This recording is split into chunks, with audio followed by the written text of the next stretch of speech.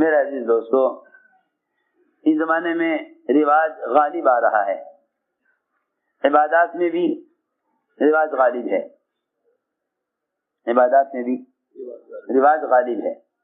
ہم ایک ملک میں گئے، اذان ہوئی، ہم نے اذان کے بعد کہا مسجد والوں سے کہ ذرا ہمیں مؤذن سے ملاقات کرنی ہے۔ انہوں نے کہا ہمارے پورے ملک کی مساجد میں کوئی مؤذن نہیں، یہاں نیٹ سے اذان ہوتی ہے، نیٹ سے اذان ہوتی ہے۔ میں سمجھ گیا کہ رواج نے ان کو دعوت تامہ سے محروم کر دیا، رواج نے ان کو دعوت تامہ سے محروم کر دیا۔ اللہ اکبر، اذان و عمل تھا، جہاں جہاں تک مؤذن کی آواز جاتی تھی وہاں کی ساری مخلوق مؤذن کے لیے دعائیں مغفرت کرتی تھی۔ انہوں نے کہا پیسے دینا پڑے گا مؤذن کو، کیا ضرورت ہے کہ مسجد میں مؤذن ہو، وقت پہ اذان دے نہ دے، اس کی آنکھ کھلے نہ کھلے، پھر اسے رکھنا، اس کی بیوی بچوں کو رکھنا، اس کے لیے اخراجات کا انتظام کرنا، کیا اس سے بہتر یہ ہے کہ نیٹ کے ذریعے اذان ہو جائے مؤذن کی؟ جس اذان کے لیے حضور اکرم صلی اللہ علیہ وسلم نے فرمایا تھا کہ اذان کے فضائل، حضرت عمر نے فرمایا کہ آپ نے تو اذان کے ایسے فضائل بیان کر دیے کہ ہمارے درمیان تلواریں چلیں گی مؤذن بننے کے لیے۔ آپ سے اذان کے فضائل سن کر حضرت عمر نے یہ عرض کیا کہ یا رسول اللہ، آپ نے تو اذان کے ایسے فضائل بیان کر دیے ہمارے درمیان تلواریں چلیں گی، کہیں کے لیے؟ مؤذن بننے کے لیے۔ فرمایا اے عمر کلا، ہرگز نہیں، ہرگز نہیں، اے عمر تو کہاں ہے، ان قریب وہ زمانہ آنے والا ہے، ان قریب وہ زمانہ آنے والا ہے کہ جو آدمی سب سے زیادہ بیکار اور سب سے زیادہ ذلیل اور سب سے زیادہ نکما سمجھا جائے گا اس کو مؤذن بنا دیا جائے گا، اس کو مؤذن بنا دیا جائے گا۔ حالانکہ حدیث میں ہے لمبی گردنیں ہوں گی، اونچی گردنیں مؤذنین کی، مؤذن الگ پہچانے جائیں گے ساری مخلوق کے درمیان، مؤذن کا مقام خاص ہوگا۔ میں نے عرض کیا رواج نے یہاں تک پہنچا دیا، معلوم ہوا مسجد میں کوئی مؤذن نہیں ہے، یہاں نیٹ سے اذان ہوتی ہے۔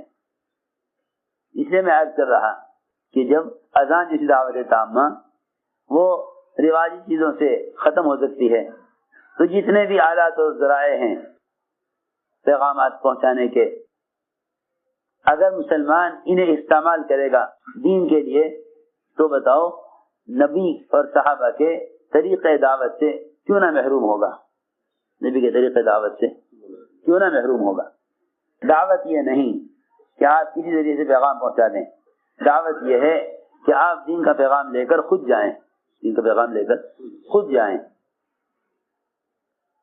میں یہ سب بات اس لیے دوہرا رہا ہوں کہ اس زمانے میں شیطان نے مسلمانوں کے ذہنوں پر یہ بات اچھی طرح بٹھا دی ہے، اچھی طرح بٹھا دی کہ دین کے وجود میں آنے کا کوئی مخصوص طریقہ، کوئی لازم طریقہ نہیں ہے، اور خروج نقل و حرکت یہ یعنی ہر زمانے میں یہی راستہ نہیں ہے، اور بھی ذرائع ہیں، اور بھی ذرائع ہیں۔ یہ غور کرنا پڑے گا کہ حضور اکرم صلی اللہ علیہ وسلم کے زمانے میں امت تک دین کو پہنچانے کا کیا طریقہ تھا۔ جب تک وہ طریقہ بعینہ وجود میں نہیں آئے گا، خدا کی قسم اس وقت تک غیبی مددیں نہیں آئیں گی، یہ پکی بات ہے۔ جب تک وہی طریقہ وجود میں نہیں آئے گا اس وقت تک غیبی مددیں نہیں آئیں گی، پکی بات ہے۔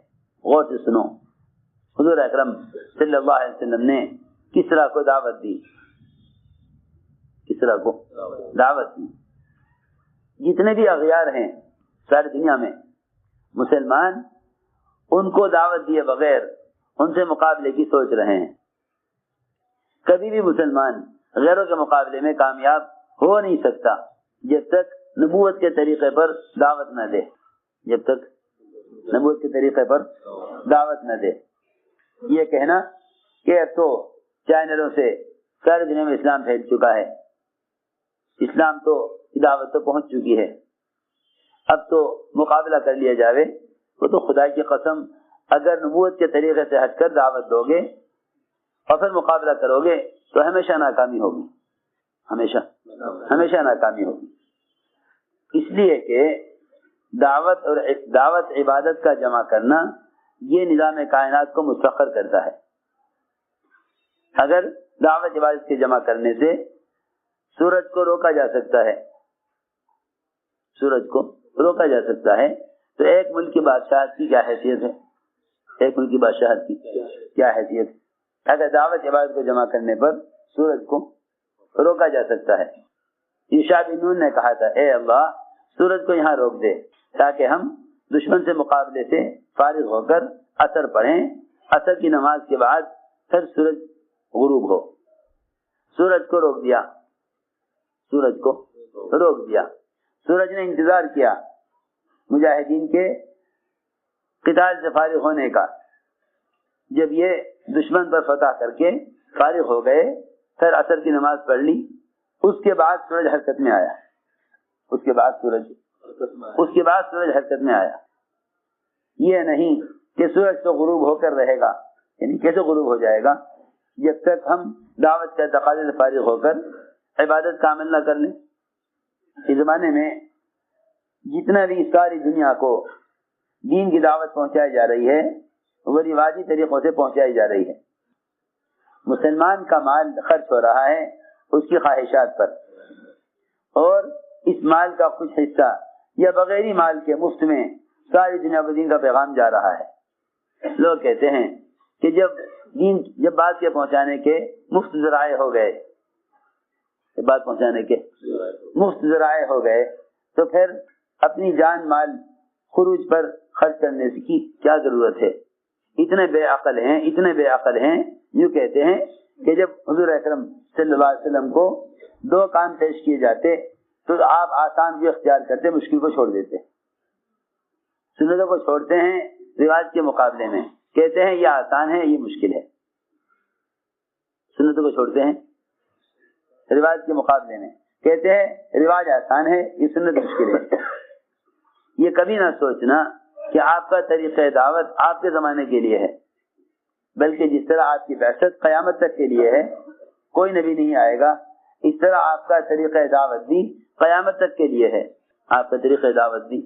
قیامت تک کے لیے ہے۔ حضور اکرم صلی اللہ علیہ وسلم نے کسرا کو دعوت دی، آپ نے کسرا کو دعوت دی، خط ڈاک سے نہیں گیا۔ اس زمانے میں ڈاک کا نظام تھا، اس زمانے میں ایک سیکنڈ میں میسج ساری دنیا کو پہنچ جاتا ہے۔ خدا کی قسم نہ اس کے ساتھ اللہ کی کوئی مدد ہے، نہ اللہ کے یہاں ذمہ داری کا ادا ہونا ہے، جسے لوگ یہ سمجھتے ہیں کہ ہم نے پیغام پہنچا دیا، اب ماننا نہ ماننا اس کا کام ہے۔ پیغام پہنچانا اس کو مولانا الیاس صاحب کا ملفوظ ہے کہ کان میں بات ڈالنا تبلیغ نہیں، دلوں میں اتارنا تبلیغ ہے۔ دلوں میں بات پہنچتی ہے جس بات کے پیچھے مجاہدہ ہوتا ہے۔ جو بات سہولت سے کہی جائے گی وہ مؤثر نہیں ہوگی۔ حضرت فرماتے تھے جتنا مجاہدہ ہوگا اتنا ہی مکاشفہ ہوگا، اتنا مکاشفہ ہوگا، یعنی جتنا آدمی مجاہدہ کرے گا اللہ تعالیٰ حقیقت کو اتنا کھولیں گے۔ جتنی مادی شکلیں ہیں زمین کے اندر کی ان پر لوگ ریسرچ کرتے ہیں، جس کی جتنی کوشش اس پر اتنا مکاشفہ ہوتا ہے۔ اسی طرح دعوت اللہ میں جتنا جان اور مال کو کھپایا جاوے گا اس کام کی حقیقت اتنی کھلے گی۔ تو میں نے عرض کیا اس زمانے میں بھی ڈاک کا نظام تھا، ایک منزل سے دوسری منزل گھوڑے دوڑتے تھے، خطوط کو لے کر پیغامات پہنچائے جاتے تھے، ڈاک کا نظام تھا۔ لیکن حضور اکرم صلی اللہ علیہ وسلم نے کسرا کو جو خط بھیجا وہ جماعت کو دے کر بھیجا، 4 صحابہ کو بھیجا آپ نے خط دے کر، 4 صحابہ بھیجے گئے خط دے کر، وہ اعمال دعوت اعمال عبادت کرتے ہوئے کسرا کی طرف گئے۔ آپ نے جہاں بھی بھیجا صحابہ کو بھیجا، خط کا بھیجنا بطور ثبوت کے تھا، جماعت کا بھیجنا بطور دعوت کے تھا۔ میری بات طرف توجہ دینی پڑے گی، خط دعوت نہیں تھا، خط دعوت نہیں ہے، خط دعوت نہیں ہے، جماعت کا بھیجنا دعوت ہے۔ خط کا بھیجنا بطور ثبوت کے ہے، جماعت کا بھیجنا بطور دعوت کے ہے۔ سوچو تو صحیح، ایک خط آپ نے لکھا کسرا کو، کسی نے خط پڑھ کر پھاڑ دیا، آپ نے فرمایا انہوں نے خط نہیں پھاڑا، اپنا ملک پھاڑ لیا۔ لو جی، ایک ملک کے فتح ہونے کے لیے 4 آدمی کی جماعت اور خط کے پھٹنے نے سارے ملک کو پھاڑ دیا۔ کسرا نے کہا کہ جس نے ہمیں خط لکھا ہے اسے گرفتار کر کے لایا جائے۔ یمن کے گورنر بازان کو حکم دیا کہ 2 آدمی کافی ہیں، نعوذ باللہ، محمد صلی اللہ علیہ وسلم کو گرفتار کر کے لانے کے لیے۔ بازان کو حکم دیا کہ فوراً 2 آدمی بھیجو، فوراً 2 آدمی بھیجو مدینہ منورہ، جو نعوذ باللہ آپ کو گرفتار کر کے لاویں۔ 2 آدمی وہاں پہنچے، 2 آدمی وہاں پہنچے، بازان کی طرف سے آپ کو دیکھتے ہی کانپنے لگے خوف سے۔ آپ میں نہیں گھبراؤ مت، تسلی دی، کیا بات ہے، کیسا آنا ہوا کہ ہم تو آپ کو گرفتار کرنے کے لیے آئے ہیں۔ یہ کس نے تمہیں حکم دیا گرفتار کرنے کا؟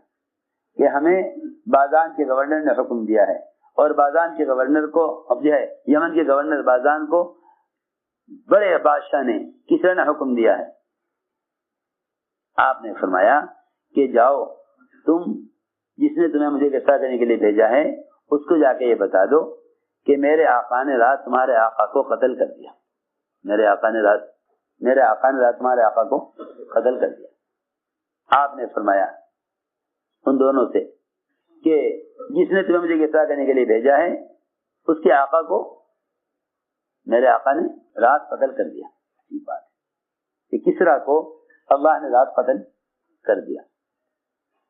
آپ نے اطمینان سے جواب دیا گرفتار کرنے والوں کو کہ جاؤ کہہ دینا بازان سے کہ تیرے آقا کو میرے آقا نے رات قتل کر دیا۔